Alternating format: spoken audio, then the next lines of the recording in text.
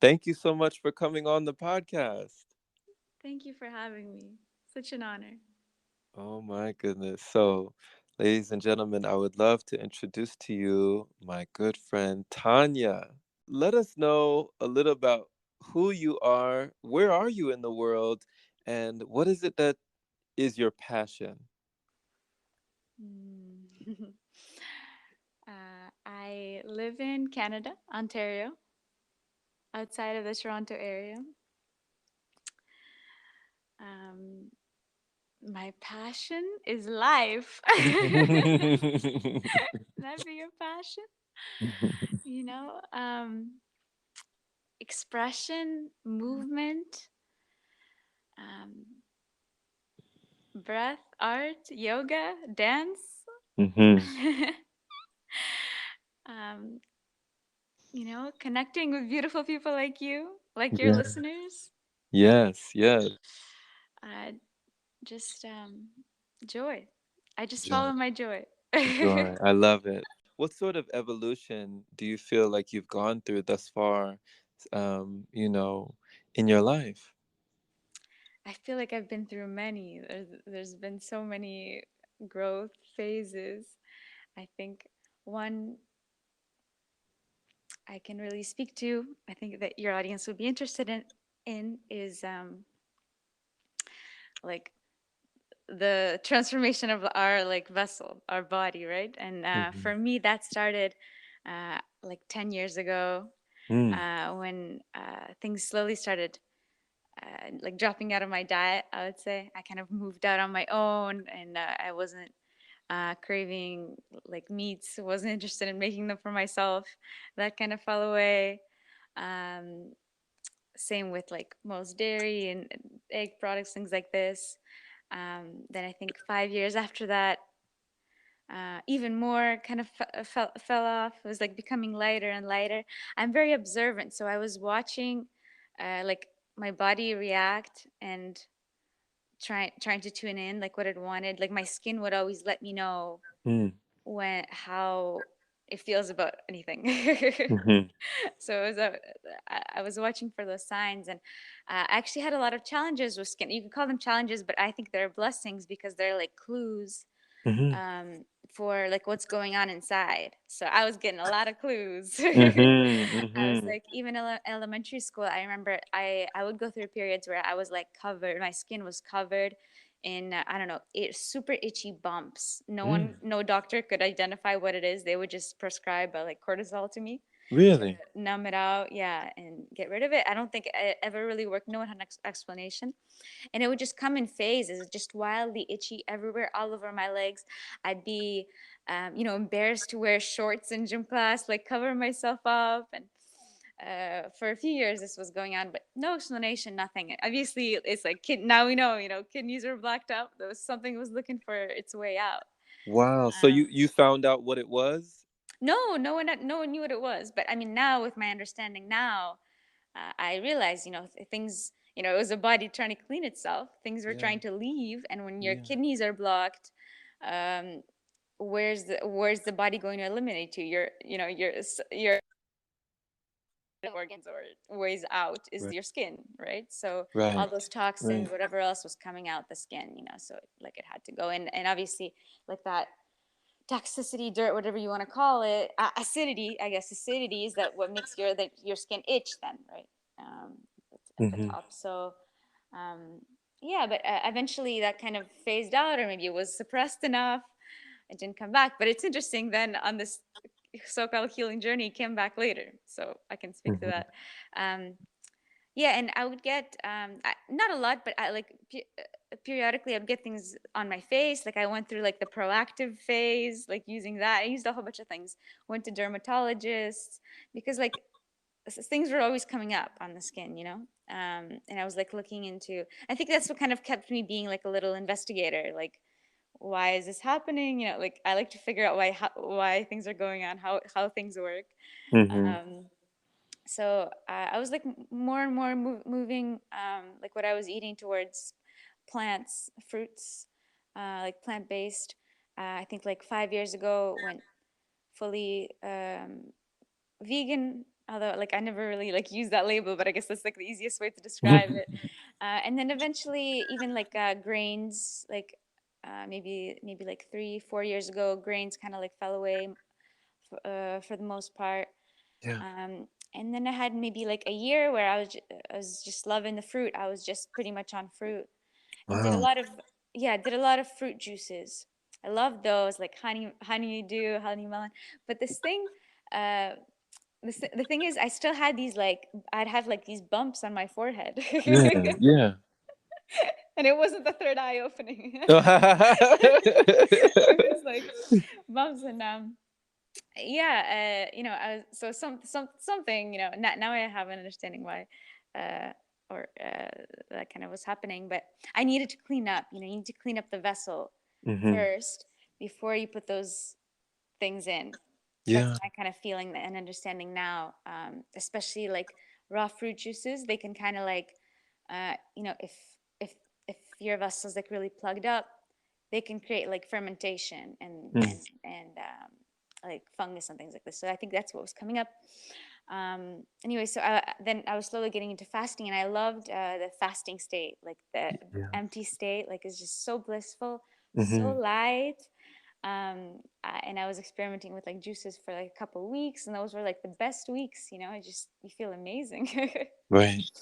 Yeah, and I was learning more and more about this, and um, about like who else was doing this fasting and inspiration, and I found like a really beautifully put together system for fasting, called the Master Fast System, if anyone's Hmm. interested. And it involves grape juice, like pasteurized grape juice, actually, um, and like kind of like a pudding to absorb kind of like what you're pulling out, the Hmm. dirt, and tea and tinctures, like beautiful herbs, Uh-huh. and tea. It includes dry fasting, like schedules of dry fasting. So I decided to play with that, and I did maybe like 4 of those kind of days, fasting days a week, for about 4 months. Wow.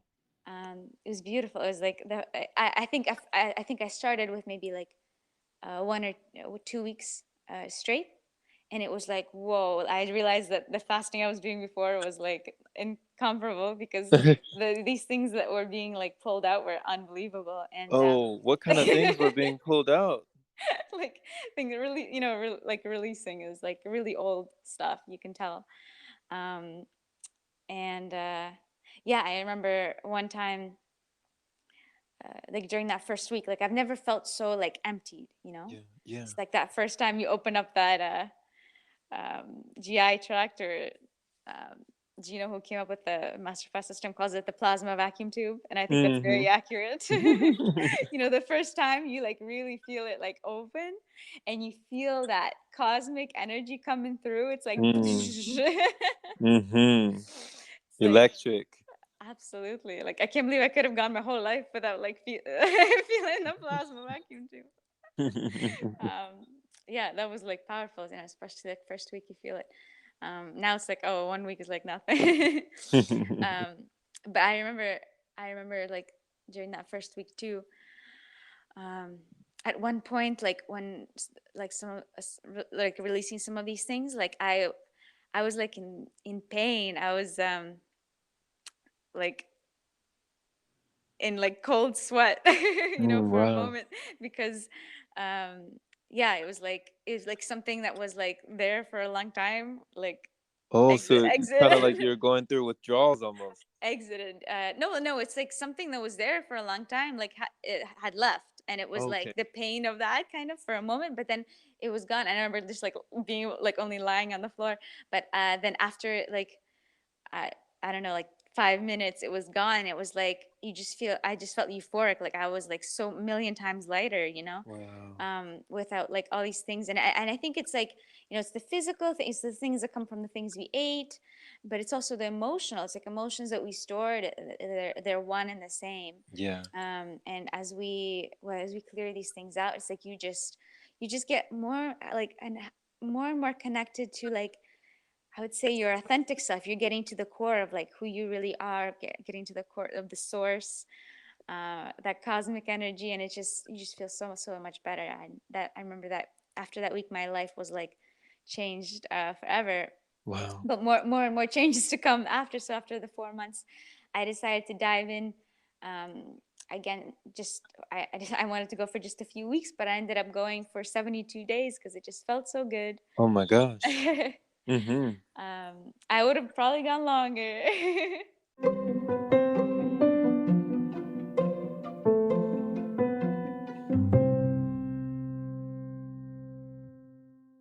So 72 days you went doing the master fast? I did, yeah, did the master fast, and that includes the dry fasting, a wonderful dry fasting schedule that I think anyone can like start following and incorporating to their lives. 1 day a week of dry, um, which dry fast. Um, it in So that means like no eating or drinking anything for Mm-hmm. for a day. So one of those days a week, 3 of those days a month, or I was just doing two. Like I wasn't pushing myself. I was doing 2 days a month, like in a row. And then during the season change, going kind of like for as long as you can go. I wasn't going longer than 3 or Mm-hmm. like 2.5. Um, as a newbie, because those are really like those dry fasting days, or I like to call them like, I don't know, prana days, clean days, Yeah. freedom Yeah, days, freedom days. because I love it. yeah, because it's like the farthest thing from dry. It's actually, you realize like that's when you get so like hydrated. It's paradoxical, but that's actually the only way to really hydrate your body is not to pour and all that water they want you to pour, those 8 glasses every day. That's actually Right. a very quick way to dehydrate yourself, because oh, like, I mean, it's hard to describe. You just understand from the experience. It's like the more water you take in, or whatever, the more dehydrated you become. And Mm-hmm. when you stop in those days where you stop drinking anything, you stop eating anything, you'll see that your skin actually becomes more moisturized. You don't need to put anything on it. Right. It just balances itself out, because it starts. You know why? Because it starts absorbing moisture from the air. So Yeah. it's not getting it from the inside. It starts absorbing it from the air, and that is like the cleanest, um, water you can get. Well, your skin's filtering too. Even if you're in a city, um, like, you just go get in the wind. When the wind's blowing, it's like fresh air coming through. That um, beautiful prana. So that Mm-hmm. I would say that dry fasting, or freedom days, prana days, are very key also to the master fast system, and I would recommend to like any healing journey, for sure. Yeah. For sure, anyone can get started with like 1 day a week, um, Wow. and a lot of a lot of learning comes from that.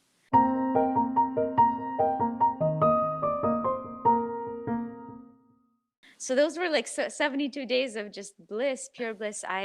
On like the 40th day, I experienced big healing in like my sinuses. Yeah. I had like a sinus infection many years back that I felt like never really cleared, and I felt like I could breathe for the first time. Like I felt like I was Really? taking my very first breath in life. Like, Oh my oh, gosh. yeah, and this is only after the 40th day. Like it's so, but I would still say that's pretty quick.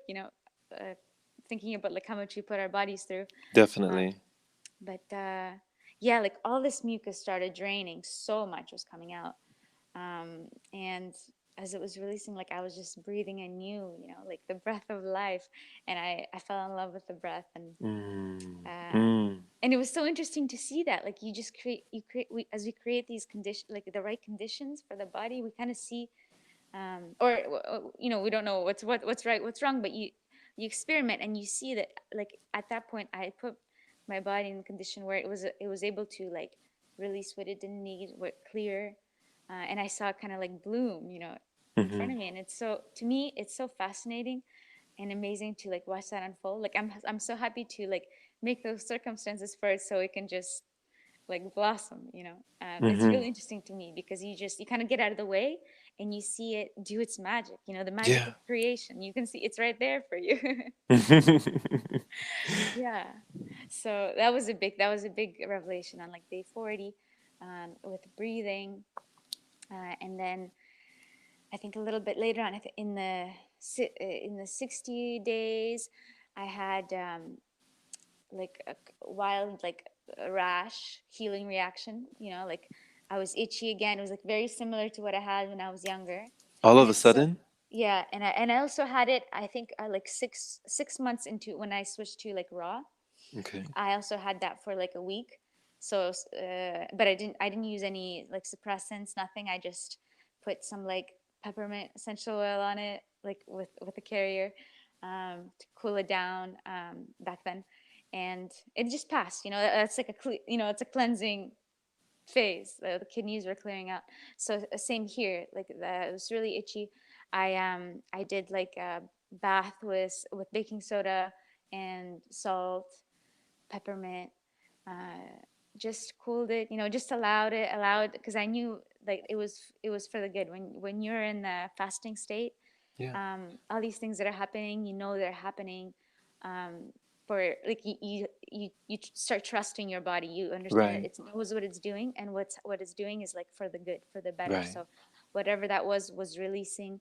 Then and I think I could have even avoided it maybe if I was doing, um, maybe like saunas once a week, and and like skin scraping, things like this, like clearing it out more. um, but yeah, and then after I did like the bath a few times and things like this, like it cleared very quickly. I think maybe it was like a week maximum of this. But I was like, hallelujah, things are coming out. It was like wildly itchy. But also in those times when you're just like so itchy, I always thought, after this passes, I'm never going to be upset about anything ever again. I'm just going to be happy that I'm not itching. It Yes. really makes you appreciate life. Yeah, there's a quote you remind me of. It says that a healthy person has 1,000 wishes, Yeah. but a sick person has just one, Yeah. only one. You really appreciate those things. Yeah. Yeah, so much gratitude. Oh my gosh. Thank you for sharing all that, Tanya. Thank you. Yeah, I'm glad to share. So you've been on quite the evolutionary journey. I would Yeah. definitely say this has been a journey of ascension, a journey of, exploration of your body, cleaning and honoring and taking care of your temple. Yeah. The temple of God is really within us. Hmm.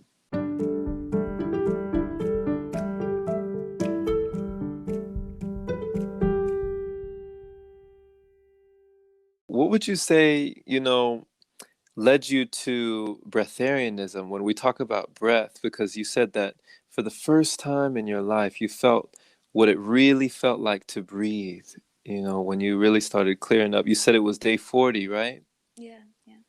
And you said all the mucuses started draining, the sinuses opened up, the nasal passageways, and you could really breathe deep. What led you to the word breatharian? Um, I think, it was, I mean, obviously learning from the Masterclass community, and reading like Hilton Hotema's book, Man's Higher Consciousness, really opened me up to that understanding. Uh, and and then feeling it so deeply, in the fasting state, like your relationship with the breath totally changes too. Like it was it was like I was breathing in you, and all these smells, like I could smell everything from like a football field away, Mm-hmm. like flowers, like, the best dessert, the smell of flowers, like just yeah, and then I found people like Elitom and so on, and this knowledge really started to kind of sink in, or start coming from within as well, like Yeah. from both sides. Akai and Camille, yeah, I did their training. How was that? I did their like breath practitioner training, which was Mm-hmm. beautiful. Yeah, and also um, their 8-day process. Yeah, and that was really beautiful. Y- Um, Learning like powerful breathwork techniques. Yeah, we did some of them. Some fast ones that are really electrifying. Mm-hmm. Some of the slower. I really love the slower ones. Buteyko method. I really like the Buteyko method. I don't know if you've heard of it. No, what's Buteyko? Uh, I recommend to everyone to look at it into it. It's slow breathing, like breath retention as well, on the exhale. So like natural inhale and then exhale fully for as long as you can, um, and just hold as long as you can until you naturally feel the inclination to breathe it again. Mm. That's basic, but there's so much. There's like tons of books about it and videos that you could And watch. and what is But that it's working? What is that working on? The retention on the exhale. it's working on body to utilize the oxygen better in the Okay. body. And so you're actually working on breathing less but more efficiently. And there's tons of testimonies about people that have healed a whole bunch of things, asthma and so on. Simple, it's so simple. And I think um, the goal with this and with all breathwork techniques, or a lot of them, is changing the way you breathe, like on it all day, not just like in the session. So when Right. you're in the session, it's about slowing down that breathing, and you're focusing. So and eventually, as you start practicing regularly, your breathing slows like in life throughout your whole day. Mm-hmm. You don't have to think about it. Okay. That's kind of that's the idea, and that you your lungs like start clearing out and you utilize the oxygen better. Oh, so it becomes more of a natural way of being. Yeah, yeah, because natural way of being. That's really how the, I think the breath work becomes you. Yeah. You become the breath work all the time. You're doing it all the time. Just like you were saying yesterday, you're just doing breath work all day long. So Yeah. Awesome. Awesome.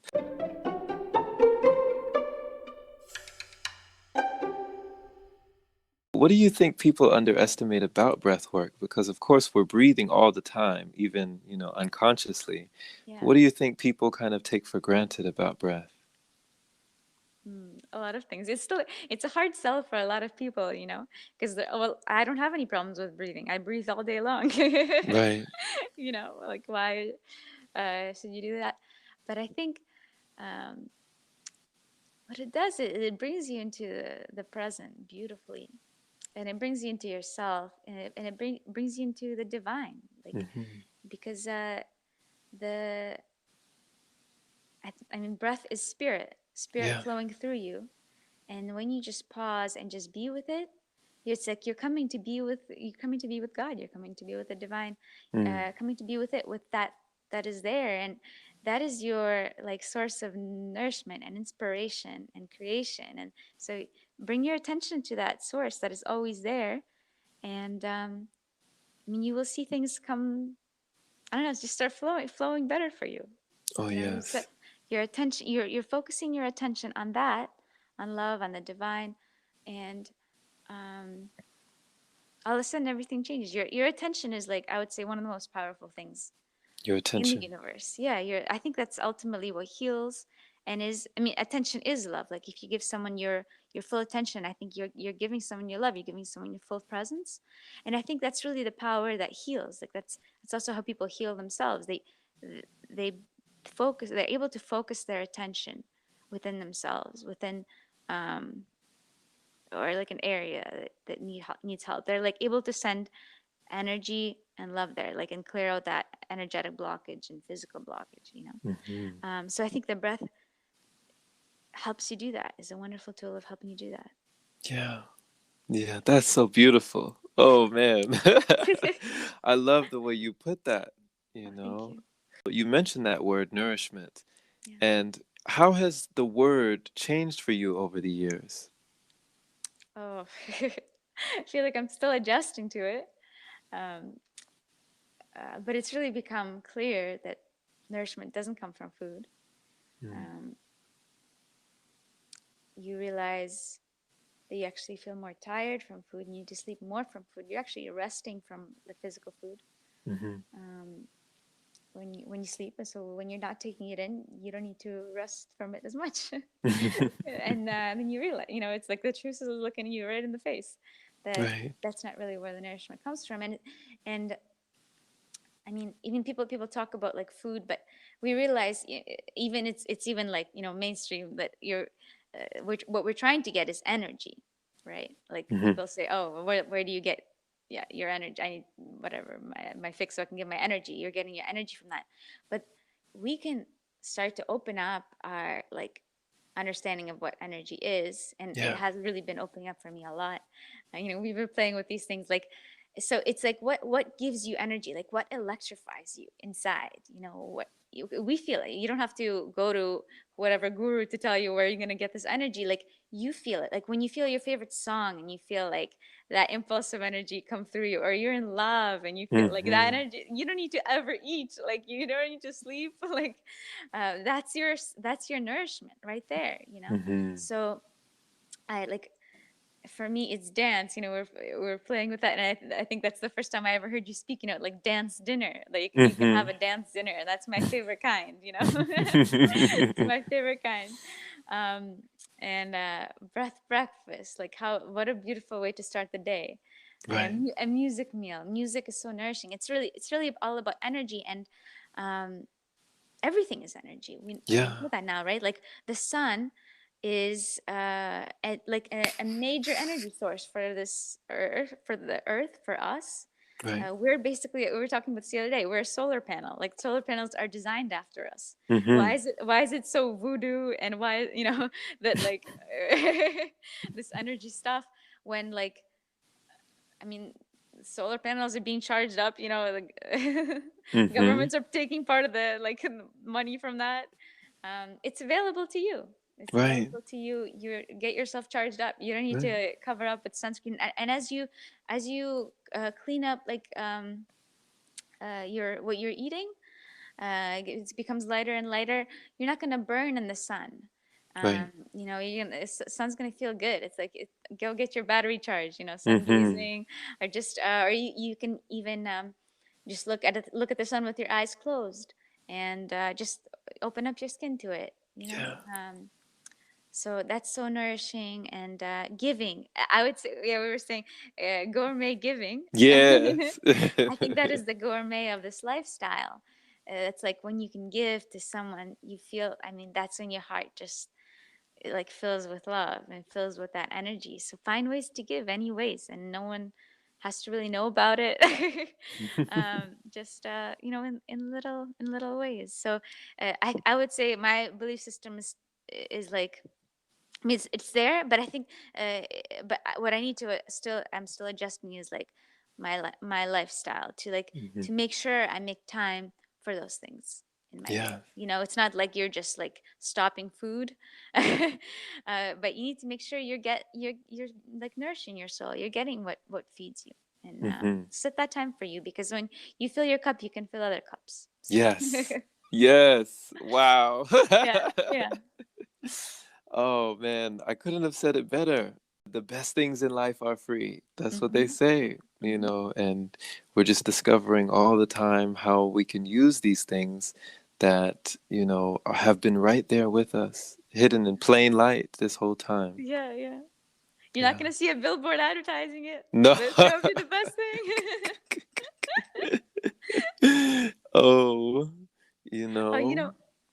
what else I heard someone say. It's like when you're giving, it's like the energy has to like bounce off of something. Like, so when you're giving, it's like, gonna bounce off someone or Hmm. something, Hmm. and it comes back to you, like, with more force. Hmm. I kind of like the thinking of it that way too. Yeah, it comes back. It Yeah, comes back to you. give it to receive it. I saw a wonderful quote on your page, and the quote was with Princess Diana, and she was talking about trusting your heart. Hmm. What has it meant for you to be able to trust your heart in life? I mean, I would say, jumping into this lifestyle, just had to Yeah. trust my heart, trust myself, trust the divine, Yeah. the Was it divine scary to trust intelligence. at first? Um, maybe a little bit, because you're gonna face a lot of doubts, people you love doubting, worried, um, and all that. But I just had to look within. I had to look within and find that confidence in me, in creation, my heart, and trusting that it's taking me in the right path. So, Yeah. yeah. There's another quote that I saw on your page, and it really struck me. It said that a medicine man was once asked, "What is poison?" Do you remember that? Yeah, yeah. And you put, in one word, you just put balance Mm. to sum it up, So, what is your definition today of poison, and how do we achieve balance, or how do you achieve balance? Mm. Yeah. What he says is it's anything that you do in excess can become Hmm. poison. Yeah. Yeah. And yeah, to me, this whole journey has been about balance. Um, I think, like many, many years back, and I would like not take certain things. My friend would ask me, like, why are you doing this to yourself? Like, why do you want to live forever? Like, what's the point? Live it Hmm. up, like live a little bit. But my answer to her was, no, it's not that I want to live forever. I just want to live in balance. Like, Mm. because I feel as um, as I move towards this way, I see that like I'm becoming more in balance with my body, with nature, the universe, and that feels good. It feels so good to be moving toward balance. Yeah. Um, and that's, you find that somewhere between extremes. I think it could also be very challenging to like sway very hard the other way too. Like I'm gonna stop eating completely. Hmm. Uh, like and you put that like that's tough. Like just take it one day at a time. Right, right. If you put a lot of expectations, really go the other way, and really force kind of I think that's when you can swing back like a rubber band. You swing back the other way. Hmm. So that balance, that sweet spot, that like joyful state is like somewhere in the middle where you're not forcing and you're just enjoying. Like I think that really the key to this lifestyle or any is enjoying it. Yes. Like just have fun. Like if you love food, if you love like um I don't know, big meals. You love 3 big meals a day. Okay, great. Like that's the kind of experience you want to have. Hmm. Like enjoy that. You know, feel into that. If you love the empty state, like me, I love that state more. Like enjoy that. Like Enjoy that's it. awesome. You're not, yeah. Like it's not really about denying. I think it's about like allowing more. It's I would say it's not about restriction. It's about like actually abundance. Like this is like Hmm. an abundant lifestyle.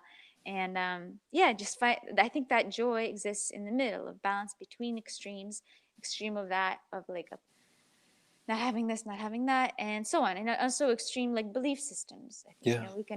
we can get really stuck in like a rigid belief system that makes us think only one way, and or think that everyone else is wrong and only this is the truth. Hmm. Um, like those can also be extreme, so we can like find ourselves somewhere in the middle, where Right. yeah, that's what balance is to me. And um to me, I just it's about like trying to follow that joy and not set too many expectations on myself about how I want to live.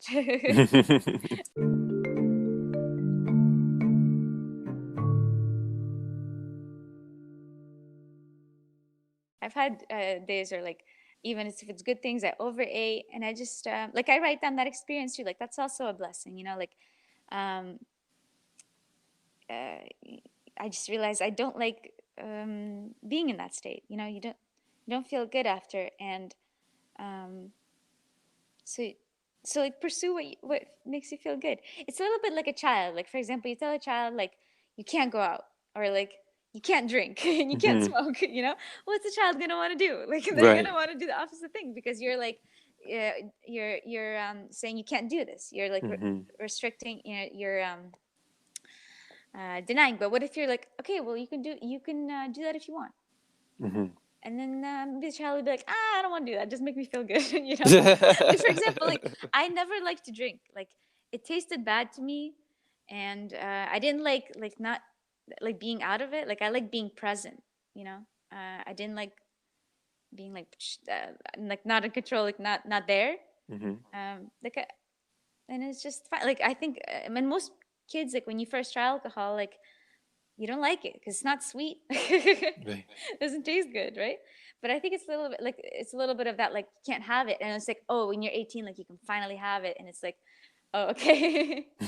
I feel like it's that, like the restriction that kind of like propels you to like do the things. So maybe like with myself, like removing that restriction just helps me like just do what I want, you know, like Mhm. and somehow like guides me more into like more balance in day to day, you Mhm. know.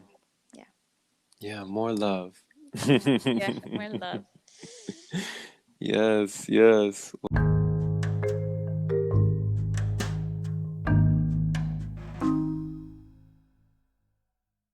Well, Tanya, oh my goodness, thank you for this.